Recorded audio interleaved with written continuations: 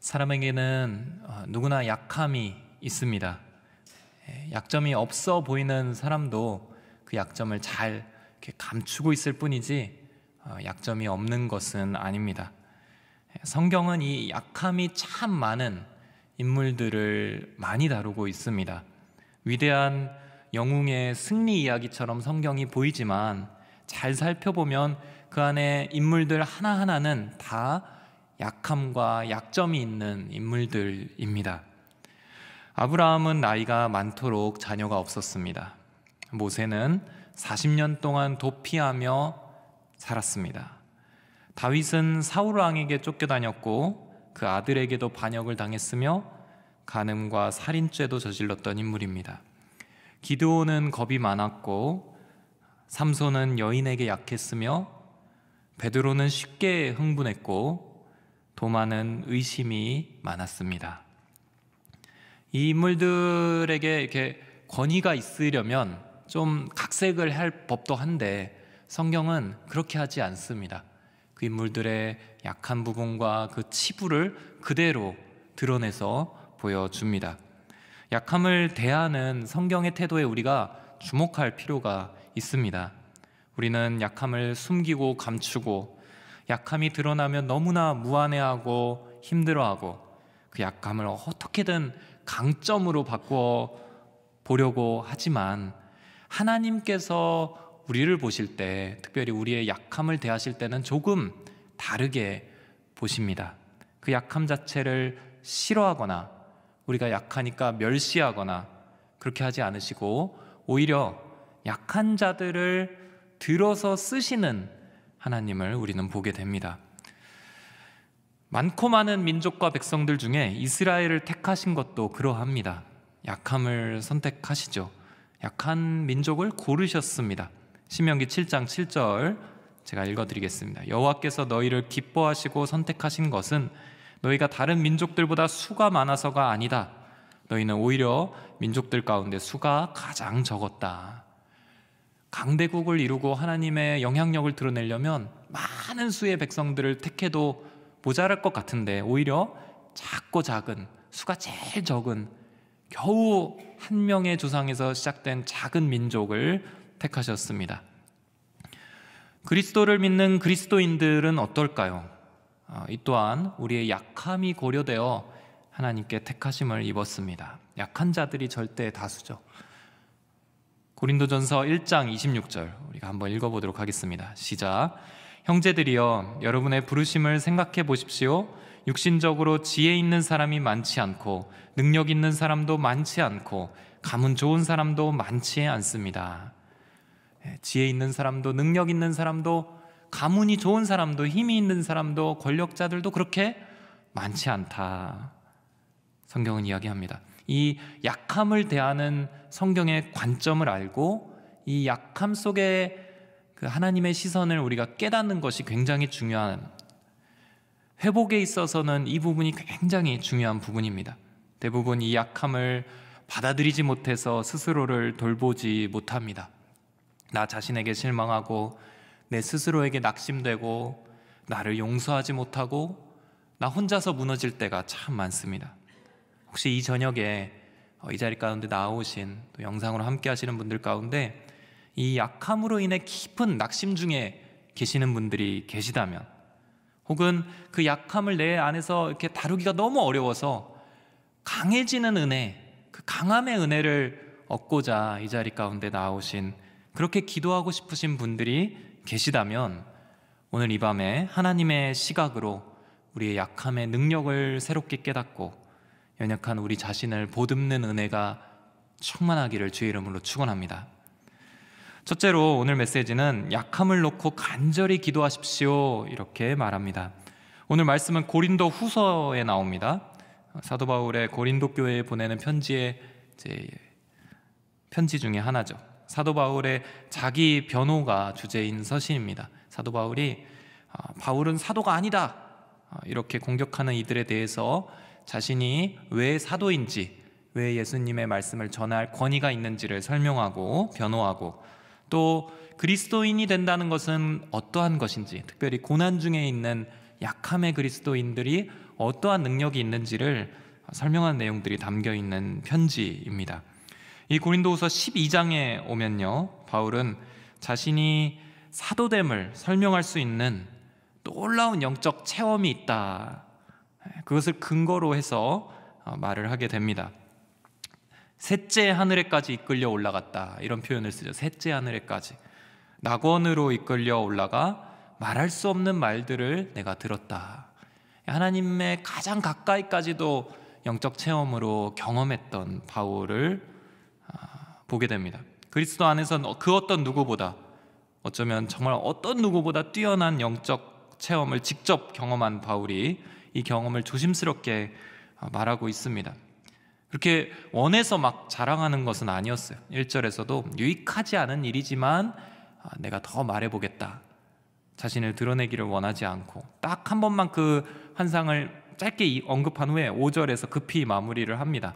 5절과 6절 오늘 말씀 한번 읽어보도록 하겠습니다. 뉘앙스를 한번 보세요. 시작. 내가 이런 사람을 위해 자랑할 것이나 나 자신을 위해서는 약한 것들을 외에 자랑하지 않겠습니다. 만일 내가 자랑하고자 해도 어리석은 사람이 되지는 않을 것입니다. 그 이유는 내가 참말을 할 것이기 때문입니다. 나는 자랑을 그만두겠습니다. 이는 어느 누구도 나를 돌보는 것이나 내게 듣는 것 이상으로 나를 평가하지 않게 하기 위한 것입니다. 정말 놀라운 경험을 했는데, 그리고 그것이 다 알려지면 그 모든 대적자들의 입이 다물어질 만큼 놀랍고 권위 있는 경험이 그에게 있음에도 그는 그것을 드러내지 않고 자랑은 그만두겠다라고 말합니다. 바울이 이러한 자랑한 것이 불필요하게 남용되어서 자신을 평가하거나 우상숭배하는 그런 결과를 스스로 만들기를 원하지 않았기 때문입니다. 하도 바울이 사도가 아니라고 하니까 짧게 그 환상만 언급하고 다시 넣어둔 것입니다. 그런데 바울은 이 5절 이후에서 자신의 연약함을 고백하기 시작합니다. 오히려 자신의 연약함을 막 드러내기 시작합니다. 5절에서는 약한 것들 외에는 자랑하지 않겠다, 이렇게 말하던 바울이 7절에 와서는 그 약한 것을 직접적으로 보여주기 시작합니다. 7절 함께 읽도록 하겠습니다. 시작. 받은 계시들이 지극히 큰 것으로 인해 나로 교만하지 않게 하시려고 내 육체에 가시 곧 사탄의 사자를 주셨습니다. 이는 나를 쳐서 교만하지 않게 하시려는 것입니다. 육체에 가시를 주셨다, 사탄의 사자를 주셨다. 많은 학자들이 이 바울의 이 약한 부분이 과연 무엇이었는가 궁금해하고 연구합니다. 그것이 육체의 가시라고 표현이 되었으니 굉장히 고치기 어려운 육신적인 질병일 수도 있겠습니다. 이것이 무엇인가에 대한 견해와 그런 근거들이 아주 다양하게 있지만 성경은 그것이 무엇인지는 정확하게 더 이상 밝히지는 않습니다. 그냥 바울을 지속적으로 괴롭히던 연약함이 그의 안에 있었다, 그것이 바울의 발목을 잡은 겁니다. 받은 계시가 지극히 커서 충분히 자신을 드러내고 사역할 수 있음에도 바울에게 있는 이 육체의 가시가 바울을 교만하지 못하게 그 발목을 붙잡았습니다. 그의 약함이 있었던 겁니다. 바울은 평생 이 약함을 안고 살았습니다. 우리들처럼 그 약함이 그 안에 있었던 것입니다. 바울이 이 치명적인 약함, 정말 나를 괴롭혀서 좀 제발 좀 떠나갔으면 하는 그 약함을 바울이 어떻게 다루는가, 어떻게 대처해 나가는가 오늘 살피기를 원합니다. 8절 말씀 함께 읽겠습니다. 시작. 나는 이것이 내게서 떠나도록 주께 3번이나 간구했습니다. 사랑하는 성도 여러분, 오늘 저는 먼저는 여러분들에게 있는 약함이 무엇인지 깨닫는 은혜가 있기를 축복합니다. 여러분들이 무엇이 약한지를 확실하고 분명하게 깨닫는 은혜가 있기를 축복합니다. 그것조차 막 불분명해서 내가 대체 왜 힘든 거지? 내가 뭐가 약한 건지도 모르는 채로 있지 않고 그것을 명확하게 깨닫는 은혜가 있기를 바랍니다. 그리고 나서 여러분들에게 축복하는 것은 그것이 무엇인지를 알았다면 그것에 대하여 여러분들이 간절하게 하나님 앞에 기도할 수 있게 되기를 축복합니다. 이 기도가 우리가 간과되는 경우가 참 많습니다. 참 많아요. 우리는 약함을 발견했을 때 우리에게 두 가지 선택지만 있다고 생각할 때가 많습니다. 하나는 절망하거나, 그렇지 않다면 그것을 부인하거나. 약함에 절망하는 경우는 사탄이 진짜 좋아하는 방법입니다. 우리가 약함으로 인해서 소망을 잃어버리는 경우가 참 많습니다. 스스로 놔버리는 거죠. 약함 속에서 단념하고 체념하고 그 무기력한 상태 그대로 나의 삶을 정의하고 나를 가두어 놓습니다. 얼마 전에 살폈던 38년 된 병자가 그러했죠. 오랜 시간 동안 자신을 괴롭힌 그 병 때문에, 그 약함 때문에 생명의 빛이신 예수님이 내 앞에 와서 말을 거심해도 그것을 발견해내지 못하는 무력함에 사로잡혀 있었습니다. 그러나 우리에게는 영생이 있습니다. 영원한 생명. 이 생명은 단순히 죽어서 천국 가서 누리는 것이 아니라 오늘 우리의 삶 가운데 완벽한 능력이 되어서 우리의 삶 속에서 하나님의 나라를 온전히 누리게 하는 능력이 됩니다. 복음은 오늘 이 시간 우리의 삶 속에서 분명하게 빛이 됩니다. 소망을 주고 치유를 경험하고 회복되고 그 복음 안에서 기쁨과 평안이 있고 그 복음으로 사랑을 실천하고 그 복음으로 인생에서 힘을 얻고 그리스도인으로 온전하게 되어 살아가는 능력이 복음 안에 있고 그 복음이 우리 안에 있습니다. 그것이 바로 생명의 능력이고 복음의 능력입니다. 그런데 이 절망은, 약함을 보면서 절망하는 이 마음은 우리 안에서 그 빛을 가려버립니다. 무력하게 살아가도록 그것이 어쩔 수 없는 것처럼, 당연한 것처럼 만들어 버립니다. 세상 사람들과 똑같이, 믿지 않는 자들과 똑같이 생명이 없는 것처럼 무기력하게 이 땅을 살게 합니다. 우리가 약함에 절망할 때 우리는 이 어두움과 무기력을 맛보게 됩니다. 절망하지 마십시오. 만약에 우리가 약함에 절망하지 않고 반대로 이 약함을 부인하고 살아갈 수도 있습니다. 이건 역시 사탄의 역사가 됩니다. 물론 사람에게는 어느 정도의 방어 기제가 있습니다. 그리고 하나님께서는 은혜를 주셔서 우리가 약함을 제법 잊어버리고 소망의 길로 하루하루를 살아갈 수 있도록 우리를 이끄는 방법도 하나님은 있으십니다. 그러나 이 은혜의 범위를 벗어나서 아예 스스로를 기만하며 살아가는 경우도 있습니다. 적극적으로 나의 약함을 외면하고 나를 속이고 살아가는 것입니다. 거짓과 가식에서 이렇게 자신을 쌓아 올려서 결국은 무너지기 쉬운 인생을 살아가게 만듭니다. 늘 불안합니다. 늘 불안하죠. 그것이 드러나면 커다란 수치심과 그것을 향한 부인과 분노, 감정까지 올라오게 됩니다. 다 연결이 되어 있습니다. 나의 약함을 직면하지 않고 그것을 부인하고 부정할 때 나오는 결과들이 있습니다. 대표적인 예가 신약 성경의 바리새인들입니다. 스스로의 약함과 그 연약한 부분을 다 율법적으로 덮어버렸습니다. 양심의 가책도 느끼지 못할 정도로 율법의 해석을 바꾸어 놓고 그것을 자기의 성으로 만들어 놓았습니다. 남을 평가하고 비판하고 그러면서도 스스로는 의롭다 하며 살아가지만 예수님께서는 그들을 향해 회칠한 무덤 같다 말씀하십니다. 스스로의 연약한 부분들을 바라보지 않고 율법적으로 해석하면서 자기의 틀을 만들어 놓은 그 사람들, 예수님께서는 회칠한 무덤 같다 말씀하십니다. 우리 자신의 약함을 부인하는 것 또한 건강한 것이 아닙니다. 우리는 이 약함을 직면하면서 그것을 다루는 법을 알아야 합니다. 그러면 그것이 무엇일까요?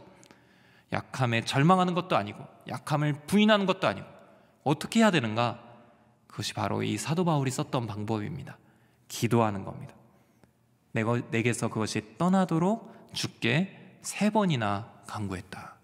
바울이 몇 번 기도했다 이런 표현은 딱 여기서만 나옵니다. 바울의 기도는 여러 특징이 있는데, 첫째로 이것을 놓고 기도하며, 이것이 내게서 떠나가도록 분명한 기도 제목을 갖고 기도했습니다. 여러분들의 기도에 명확한 고백과 방향이 있기를 축복합니다. 오늘 저녁에 한번 우리가 이 약함을 놓고 우리 스스로를 위해 기도할 텐데요, 그때에 중언부언하지 않고 좌지우지하지 않고 내가 무엇이 약한지를 정확하게 바라보면서 그것을 위해서 기도할 수 있게 되기를 축복합니다. 둘째로 바울은 내게서 그것이 떠나도록 명확한 목적을 갖고 기도합니다. 기도 제목의 대상뿐만 아니라 내가 무엇을 바라는지 또한 분명하게 고백하며 기도했습니다. 때로는 우리는 우리가 무엇을 바라는지는 모르는 상태로 기도할 때가 많습니다. 그냥 약함이 그냥 슬퍼서 그냥 주 앞에서 우는 정도로 기도를 끝낼 때가 많은데, 오늘은 한 단계 더 나가기를 원합니다. 약함이 주 예수의 이름으로 떠나도록 기도하는 겁니다.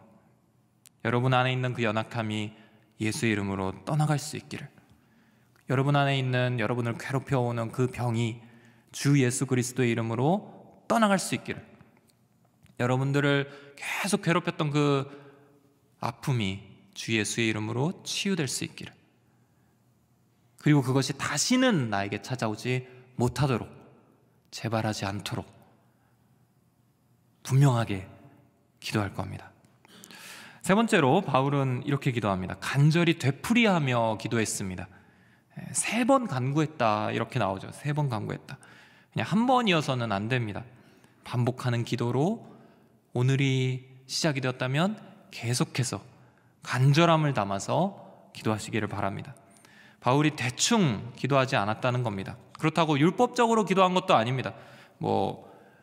세상에서 막 지성이면 감천이다 하고 100번 절을 했더니 들어주셨다, 이런 것도 아닙니다. 이 기도는 분명한 살아계신 하나님의 그 기도를 들으시는 성품을 믿고 그 앞에 마음과 힘을 다해 간절히 기도하는 것입니다. 그 기도를 반복해서 했던 것입니다. 언제까지? 하나님의 뜻을 들을 때까지, 응답을 들을 때까지. 여러분들의 기도가 오늘 터지기를 주의 이름으로 축원합니다. 바울이 이 기도를 했던 부분들을 한번 상상해 보셨으면 좋겠어요. 바울이 자신의 연약함을 때문에 하나님 앞에 기도하는 시간을 따로 가졌을 겁니다. 아무 사역도 없고 아무런 방해하는 사람도 없고 홀로 있을 그 어쩌면 저녁 시간에 바울은 작정하고 금식도 하면서 하나님 앞에 이것이 떠나가도록 기도했을 겁니다. 적어도 3번은 크게 바울은 부르짖고 기도했을 겁니다. 우리 안에 이 기도가 회복되기를 주의 이름으로 축원합니다. 풀리지 않는 아픔과 연약함, 우리 안에 있는 정서적인 불안함, 두려움, 중독된 습관들, 그 죄의 사슬들이 예수의 이름으로 끊어질 수 있게 해달라고 분명하게 우리가 그 기도의 가치를 깨닫고 믿음으로 기도하기를 원합니다. 둘째로 오늘 바울은 약함에 대한 하나님의 해석을 붙들라라고 말합니다. 우리가 중요한 것은 기도하는 것이 중요합니다. 그리고 그 다음에는 기도의 응답을 듣는 것이 중요합니다. 하나님께서는 여러분의 간절한 기도에 응답하시는 분이십니다. 응답하세요.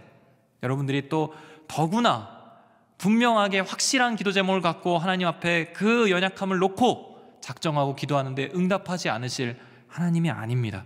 당연히 응답하십니다.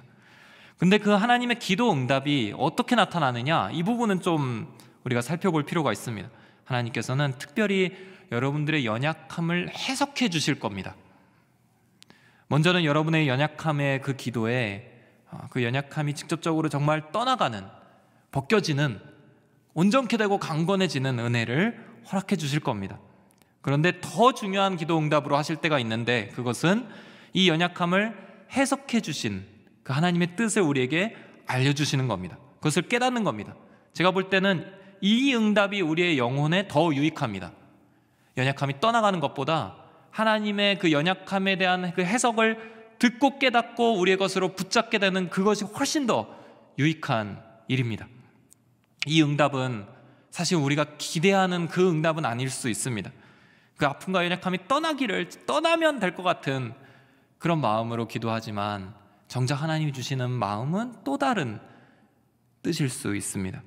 그러나 이 응답은 내 방향을 잡아주고 내가 어떻게 살아가야 하는지를 붙들어주고 그리고 하나님의 사랑이 어떠한 것인지를 알려주는 응답이기 때문에 더욱더 가치 있고 의미 있고 귀한 응답이 됩니다.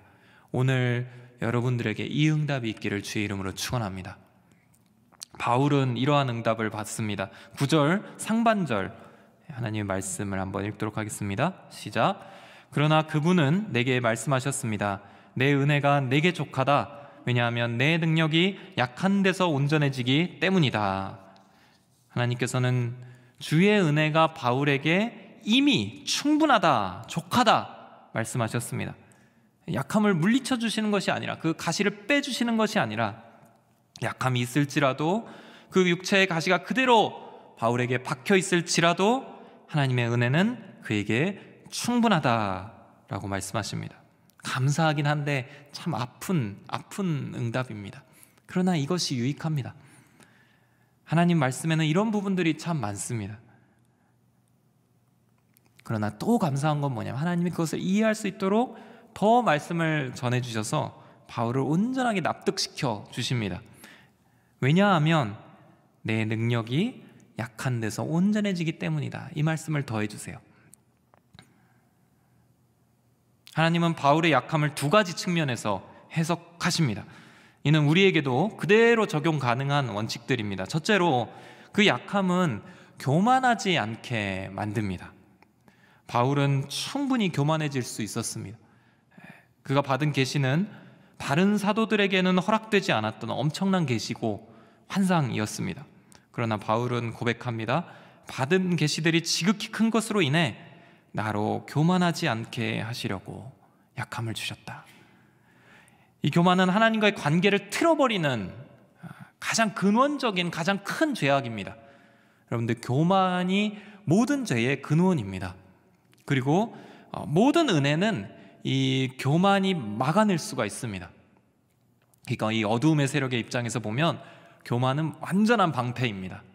은혜가 쏟아질 때 이 교만은 모든 은혜를 다 막아낼 수 있습니다.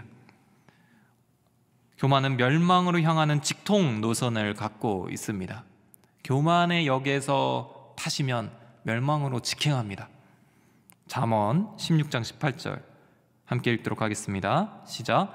교만에는 멸망이 따르고 거만에는 몰락이 따른다. 교만에는 멸망이 따릅니다. 하나님께서 우리의 교만을 얼마나 싫어하시는가? 하나님이 우리가 멸망하지 않기를 원하시는 만큼 싫어하십니다. 우리가 멸망하지 않기를 원하셔서 그 아들 독생자를 주셨잖아요. 따라서 무슨 힘을 써서라도 하나님 우리가 교만하지 않게 만드실 겁니다.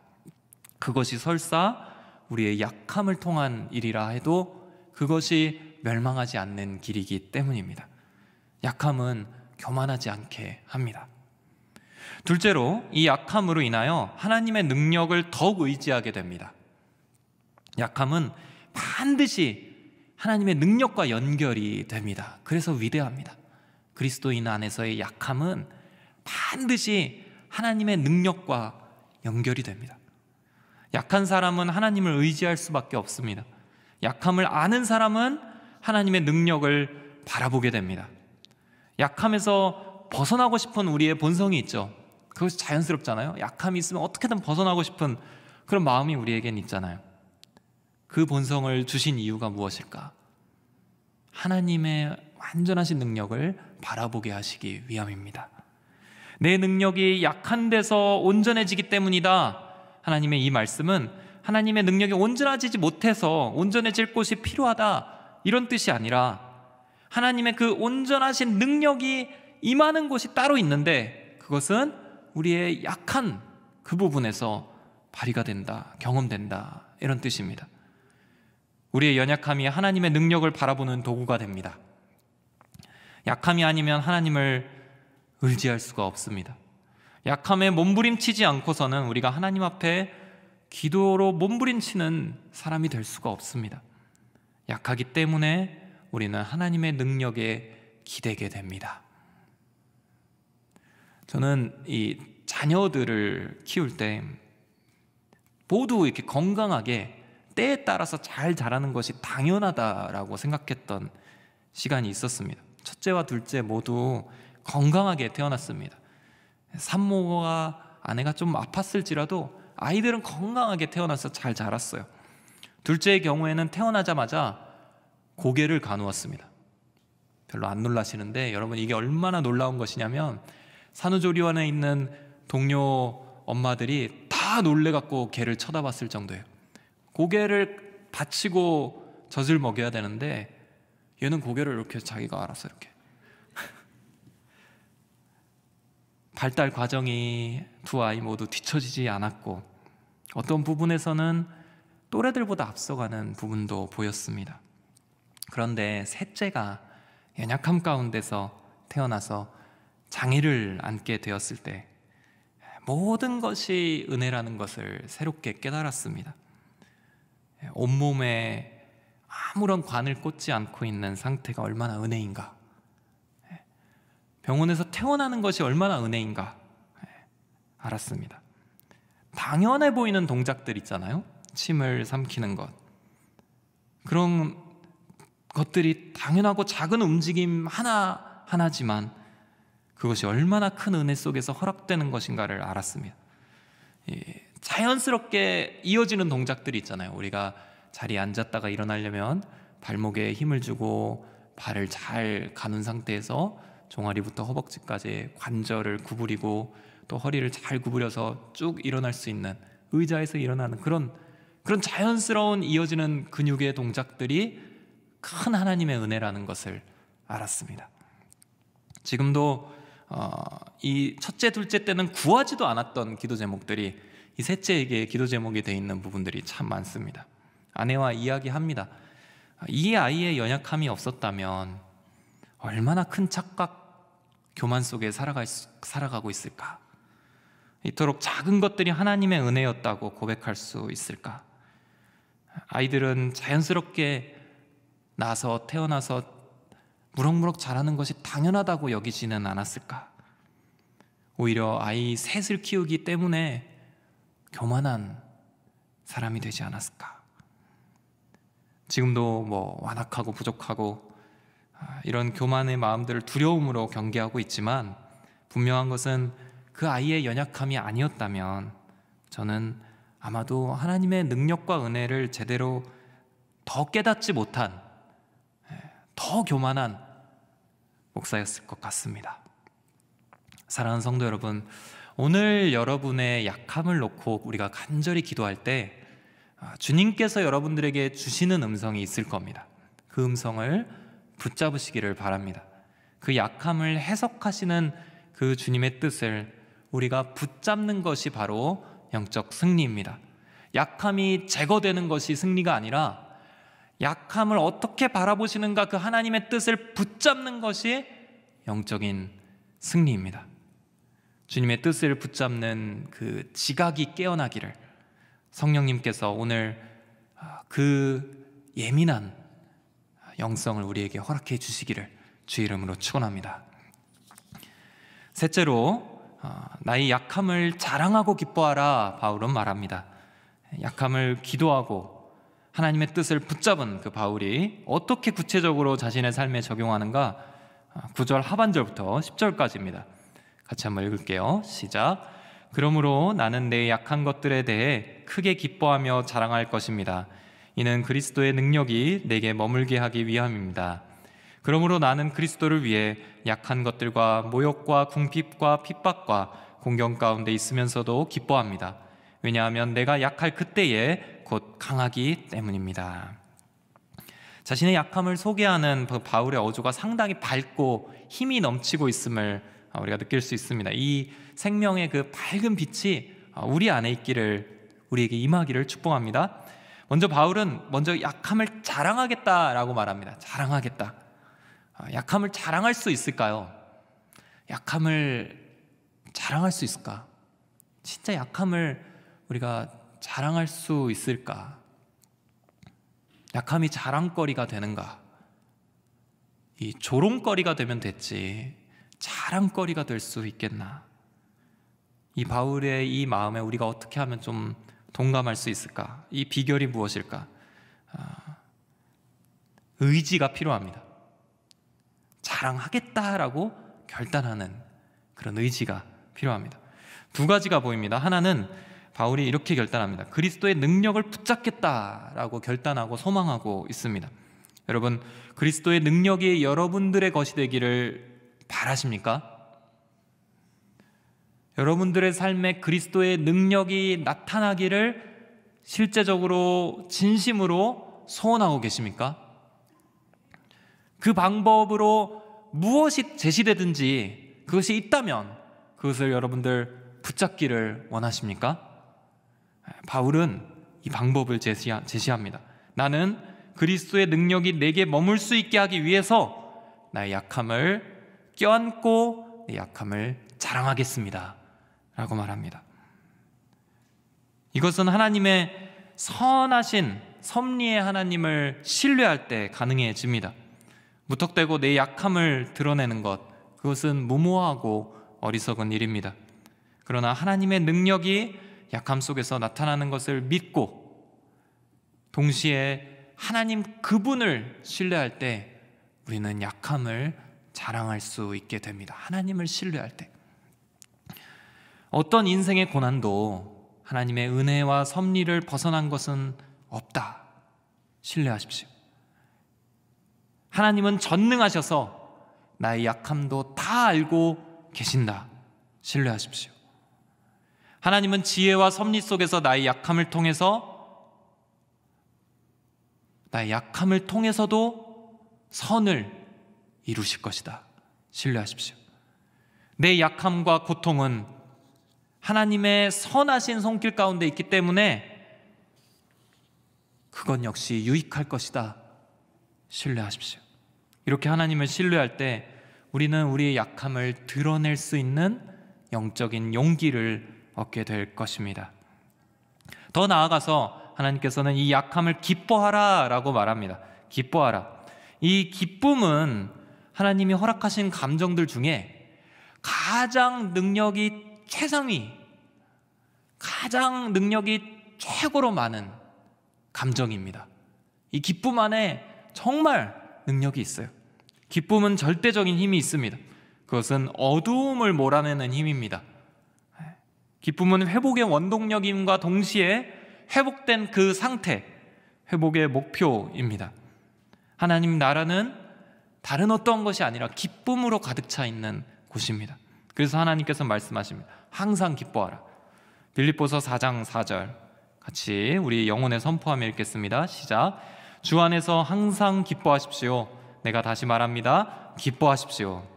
느헤미야 8장 10절 하반절 같이 읽겠습니다. 시작. 여호와를 기뻐하는 것이 너희 힘이다. 요한복음 16장 22절 하반절 같이 읽겠습니다. 시작. 내가 너희를 다시 볼 때는 너희가 기뻐할 것이요 또 너희 기쁨을 빼앗을 사람이 없을 것이다. 하나님은 이 기쁨을 여러분들에게 주시기를 원하십니다. 바울은 말합니다. 내가 약한 것들에 대하여 크게 기뻐할 것이다. 그리고 자랑할 것이다. 그리스도를 위해 약한 것들과 모욕과 궁핍과 핍박과 공경 가운데 있으면서도 나는 기뻐할 것이다. 그 기쁨의 비결은 하나님의 선하심입니다. 내 자신의 약함 때문에 기뻐하는 것이 아니에요. 그건 이상하죠. 그 비결이 따로 있습니다. 하나님의 선하심 때문입니다. 더 본질적으로는 하나님의 사랑입니다. 그 사랑이 있기 때문에 그 사랑 위에서 우리는 기뻐할 수 있습니다. 하나님께서는 우리의 연약함을 아십니다. 그리고 돌보십니다. 지키십니다. 우리를 붙잡아 주십니다. 그분은 선하셔서 그 백성들에게 친히 힘을 주십니다. 스스로 온전한 산성이 되어 보호해 주십니다. 그래서 약함이 많았던 다윗은 기쁨으로 기꺼이 이렇게 고백합니다. 여호와는 나의 목자이시니 내게 부족한 것이 없습니다.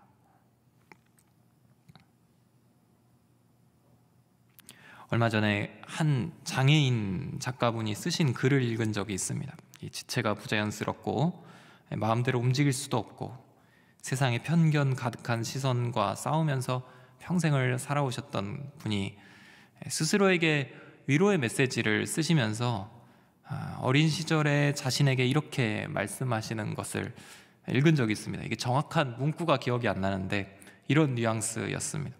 그때로 돌아가면 내가 가진 아픔을 좀 덜 미워할 수 있기를, 그때로 돌아가면 내가 갖고 있던 그 아픔을 좀 덜 미워할 수 있기를.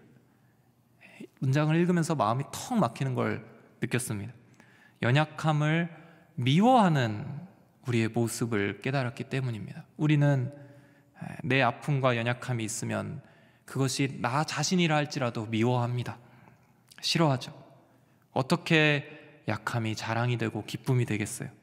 그 약함을 가리고 부인하고 스스로를 향해서 나 자신이 돌을 들어서 던지는, 스스로를 미워하는 것이 일상이 되는, 그것이 우리의 약함을 다루는 우리의 죄된 본성입니다.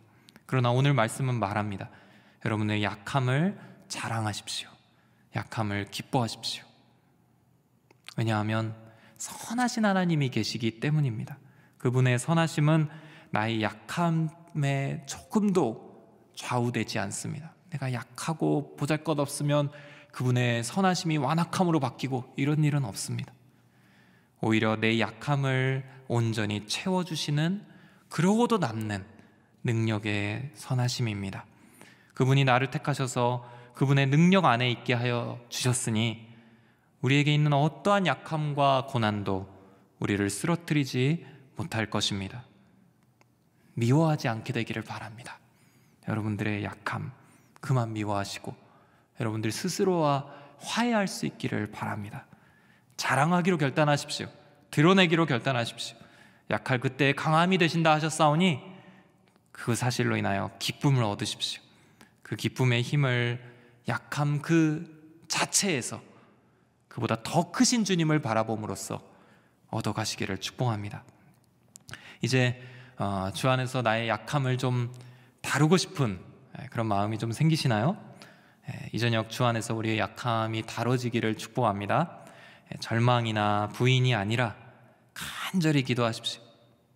간절히 기도하십시오.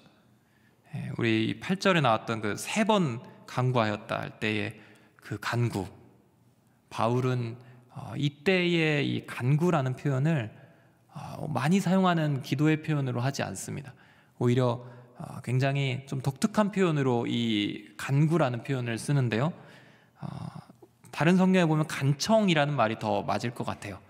이것은 곁에 가까이 있는 사람을 부르면서 애원하고 매달리고 부탁하는, 그럴 때 쓰는 단어입니다. 되게 특별한 단어예요. 3번이나 크게 간구하였다, 이 말은 뭐냐면 하나님께 나아서 정말 애원하고 간절히 하나님께 간청하면서 부탁하였다. 예수님께 간절히 낫기를 원했던 자들이 와서 엎드리면서 했던 표현이 바로 이 간구의 표현입니다. 여러분들의 약함을 놓고 간구하는 시간 되기를 바랍니다. 기도하시면서 주시는 그 약함에 대한 해석, 그 하나님의 해석을 붙드는 시간 되시기를 축복합니다. 그리고 여러분들의 삶이 그 약함을 미워하고 약함에 더 아파하는 삶이 아니라 그 약함을 자랑하고 기뻐하는 삶이 되기를 축복합니다. 그렇게 약함을 안고 살아가는 우리 인생에 하나님께서 그분의 능력의 역사를 마음껏 펼쳐주실 것입니다. 그러한 도구가 되시는, 주님의 도구가 되시는 저와 여러분들이 되시기를 주의 이름으로 축원합니다.